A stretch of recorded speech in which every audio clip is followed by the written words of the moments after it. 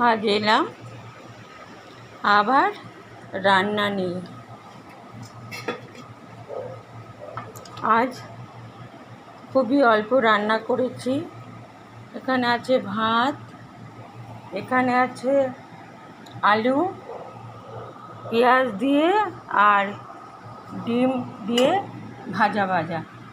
রাত্রিবেলা জল দিয়ে ভাত খাবো তার জন্য।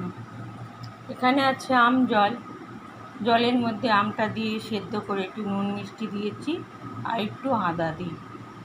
এইটা জলের ভাতের সঙ্গে গ্লাসে করে খায়।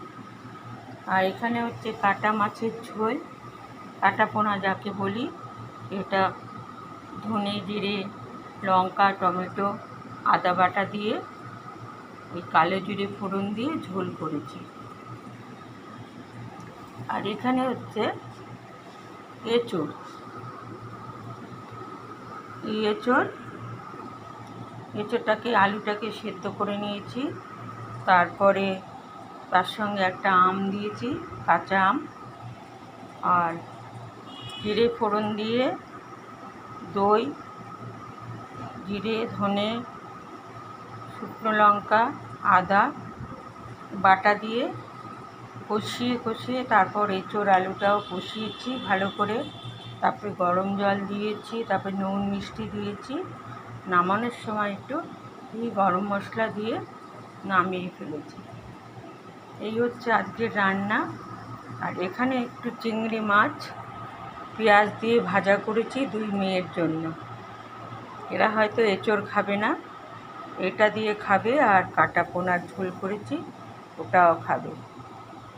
এখন আমি বলেছি না আমার রান্নায় একটু কাঁচা আম দিই, কাঁচা আমের ঝোল করি।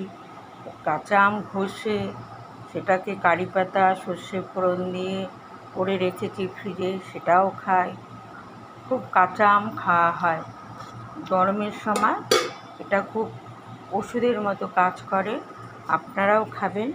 দেখুন না কত কাঁচা আম আজকে কিনে রাখলাম, এটা আবার কালকে করব। যাই হোক, আজকের রান্না এই পর্যন্ত। ভালো লাগলে লাইক কমেন্ট শেয়ার করবেন। আর সব রান্নাটাই কিন্তু আজকের জন্য, এই রান্না আজকের একবেলারই জন্য। রাতে আমরা জল ঢালা ভাত গন্ধলেবু লঙ্কা পেঁয়াজ দিয়ে মেখে ওই আলু ভাজাটা দিয়ে খাবো। আজ তবে এখানে শেষ করি, কাল আবার দেখা হবে। ভালো লাগলে লাইক কমেন্ট শেয়ার করবেন। টাটা।